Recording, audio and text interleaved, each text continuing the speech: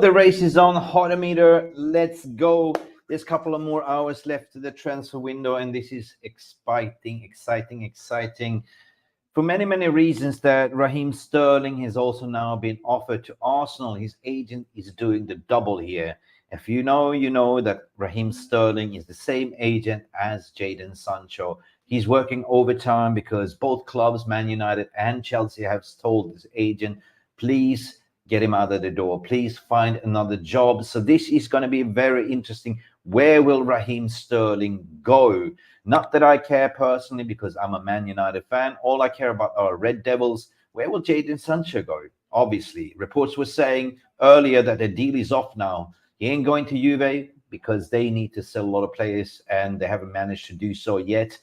As per report as well, they have been sneaking around the whole window, trying to get a bargain, potentially get a loan with an option to buy, which Manchester United will not do. As reported before as well, will this be that, FC Bayern is kind of, pumpering in here, horse galloping in here? Jadon comes to us because we missed Desiree Doué and we need a winger. There's a lot of things that's going to be panic buy station, and what's going on with Victor Linderlof as well. This is Mick Ruby, MUFC Realist TV. You know what to do. Please don't forget to like and subscribe, and here we jump into the story. So let's do this, people. Let's go.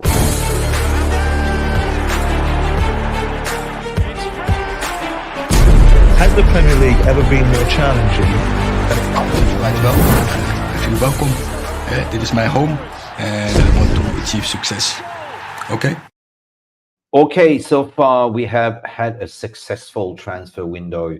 One might argue to say that never have we seen Manchester United getting so many players out the door. We've been actually selling well, approximately about £90 million what we've been selling for, and buying, I would say, 4, 5, 6 signings so far, 4 key signings and 2 minor signings. So that's impeccable. Will Man United do any further business?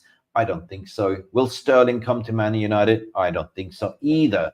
Now, Sterling's agent has now gone to Arsenal, knocking on the door. Please take my reject. Please take my reject. He's begging. And same thing goes with Sancho. He's been trying hard, working overload. Now, it doesn't look like Sterling will go anywhere by the sounds of it. It doesn't look like, Sancho will get his luck either, because it's now wide shot from Juventus. They cannot afford it. Man United has told them, we're not willing to take a loan. Only if you promise to buy him next season, because there's no return for sender. If you do that, that means that Man United could register in the ledger sold. But it's such a risk to sort of loan him up, pay half of his wages, and then take him back again. That is rinse, wash, repeat again, the same business. Now, where is Sancho going to end up? Well, obviously, United doesn't want to take a loss on it. They want to recuperate some money. And obviously, to loan him up is not the solution either. It's like swapping candy for ice cream. If you're on a diet, if you know, you know. So it will be interesting to see, because there were some reports the past week at least that Bayern are interested, and we know that United have good relationship with Bayern. Basically, we've been dealing with Bayern Munich for the past 4 weeks at least, for the deals of Mazraoui and also De Ligt. So we know that they missed out on the target of Desiree Doué, who went to PSG, and of course, if they do have money, will they go in for Jadon Sancho, which is a player that they do know from the Bundesliga. Bayern will definitely have him, but depends on how swift they will negotiate and what kind of deal they come to in terms of agreement. Will it be a loan with an obligation to buy? Will they give him some money? We should see. There's still, I think, 12 hours left of this window. But what's going on with Victor Linderlof? Let's dive right into the story, because Fabrizio Romano has given an update regarding Manchester United defender Victor Linderlof. Let's dive right into the stories. Let's go. The summer transfer window slams shut 11 p.m. UK time today, 100%, with teams across Europe making final last-minute move for players to add their respective squads. This is where you find bargains. This is where I think it's going to be a lot of panic, buy and sell, or loan. Manchester United could yet be busy in the final hours of the market with potentially outgoings on the card. We know that Christian Ericsen is also on the card with Ajax. We wish him all the best, but the Swedish defender Victor Linderlof is one player United are willing to let go in the addition of Lenny Euro and Matthäus de Ligt in this position. However, he continues to say, transfer guru Fabrizio Romano has provided an update on an immediate future of the centre half who can see him stay at Old Trafford. I repeat, stay at Old Trafford. We know we've seen him on crutches. We saw his wife tweeting last week with pictures of a bag in an elevator saying, here we go. I don't know. Does he really want to leave Man United? 1 year left on his contract. As a player, they cannot force you out. You can sit there and do Phil Jones and collect your money and go as a free agent. And this is, ladies and gentlemen, what I suspect players are doing nowadays. Let's continue with the story. Honest to be God, to be saying, like Fabrizio's continue here, there's a lot of noise in the media at the moment about Victor Linderlof. But it's always been quiet, he said. Nothing is happening with Turkish or Italian clubs, and United are not desperate to sell the players, as Ten Hag still appreciate him, and he's very calm. No movements so far. Should Lindelof remain in Manchester, it's highly unlikely he will be featuring too often in Erik Ten Hag's first team, barring injuries. So why keep him? Why can't they sell Lindelof? Is he really injured? And that is the stumbling block. He's reportedly have 120k a week salaries, 1 year left on his window. So Fabrizio Romano now confirms that there's been little noise from Turkish sides, there's been interest from Italian sides, there's been interest, but he ain't gonna leave. This means that we will stay with Linderlof by the chance and Sancho. And they're not going to get minutes, according to what Fabrizio Romano was saying here. Are they just willing out to sit and collect the pay? It looks like. It looks like we have a, excuse me to say, Phil Jones 2.0. Lisandro Martinez and Harry Maguire are all above him in the pecking order. And so is De Ligt. And so is Mazraoui, and so is everyone else. But is Victor Lindelof ahead of Harry Maguire when he's fit? Now, Lindelof is too slow. Lindelof gets too bullied, but Lindelof can come in and play left back as well. So maybe they see him as a utility player, all-round squad player, like Scott McTominay was last season. But I'm guttering to say that Lindelof could be in the line for a bumper contract as his new club give him the fact there will be no fee involved, meaning go on a free next year, which may be part of his thinking to staying on these terms. I am personally sick and tired of passion charlatans, passion merchants that are utilizing the contract to kind of pressurizing the club. Even if you have 1 year left on the contract, we've seen players say, like Scott McTominay, like Aaron Wan-Bissaka saying, pay me out. Pay me what's remaining. And this is the shambles of the past regime. We're talking about John Murtough and the code. So if this happens, peeps, we just have to swallow that red pill and think, well, next year they'll be gone for free. We rip up the contracts that will go as a free agent and thank you for your loyal service. If you were playing for the badge, if you love this club, you would do everything in your power to get yourself a move like Scott McTominay did. Scott McTominay is over the moon. He's now a Napoli player. He gets to play first team football. Every minute gets to be important. He's a professional. Now, are the others seeing that the days are numbered? Why are you staying? That's the question, right? Are you playing football because to get handsomely paid? Or are you actually enjoying playing football? You're a footballer. I know people saying it's about go to work. But of course, when you get like handsomely paid from United, of course, you get hefty salaries, 250k a week and 120k a week. You're not going to get it anywhere else. So you might as well stay. Stay and stink up the place. Okay? Okay? I don't know. It's going to be interesting to see, but I don't have much faith in this window at the moment. I don't. And Linderlof is one of the players that we really, really needed to ship up. But I don't think we're going to get another centre back. That's it. We are fully stocked. Will we get a left back? Will we get another midfielder? And that's a big question.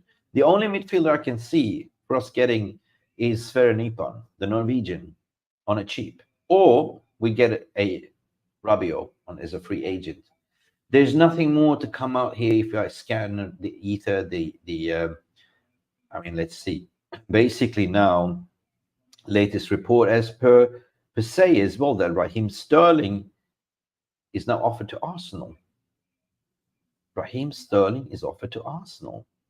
Listen, according to 90 Minutes, Rahem Sterling offered to Arsenal and Man United talks continue, according to what they say.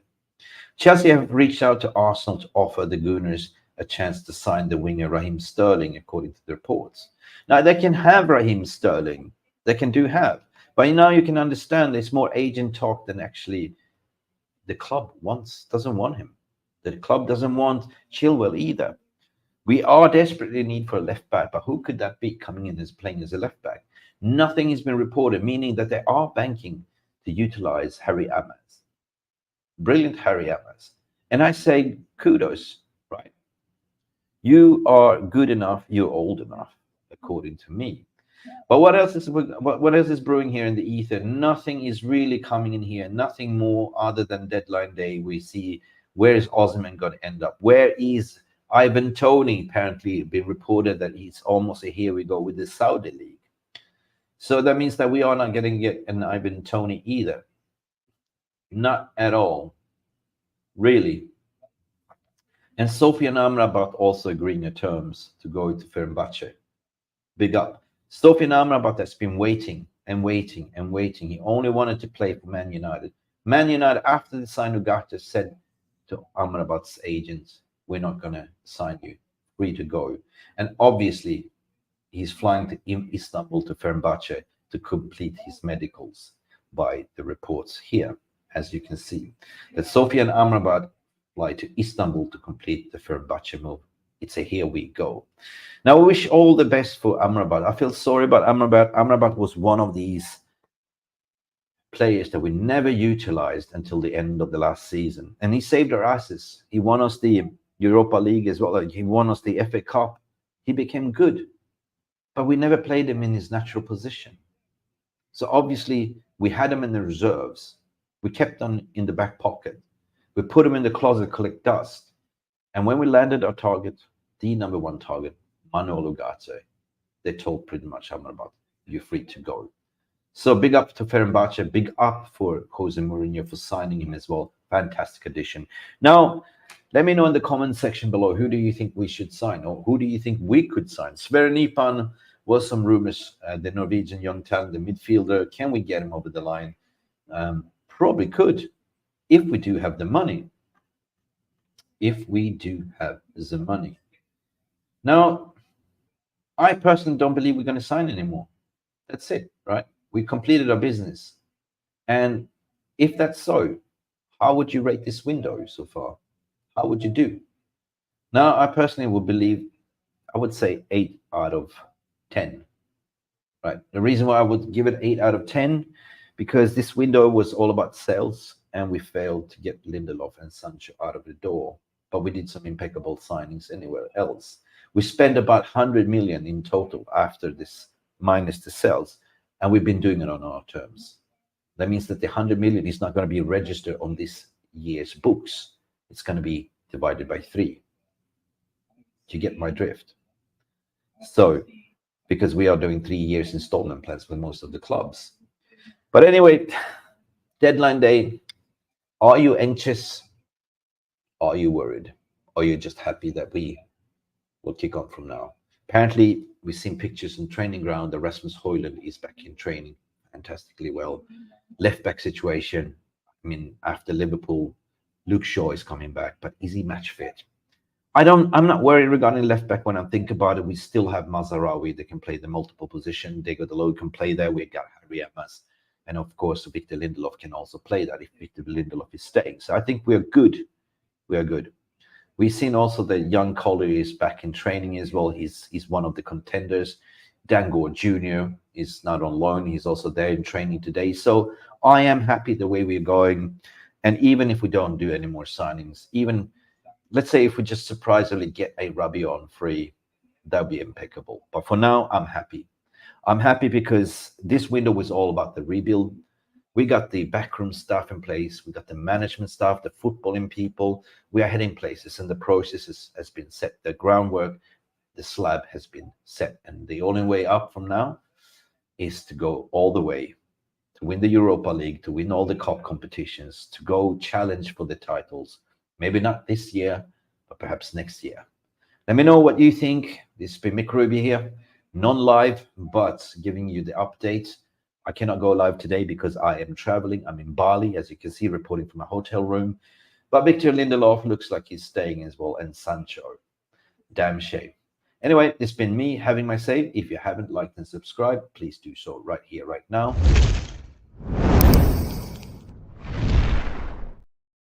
And if you're still suffering from PTSD, thinking that this transfer window is like this,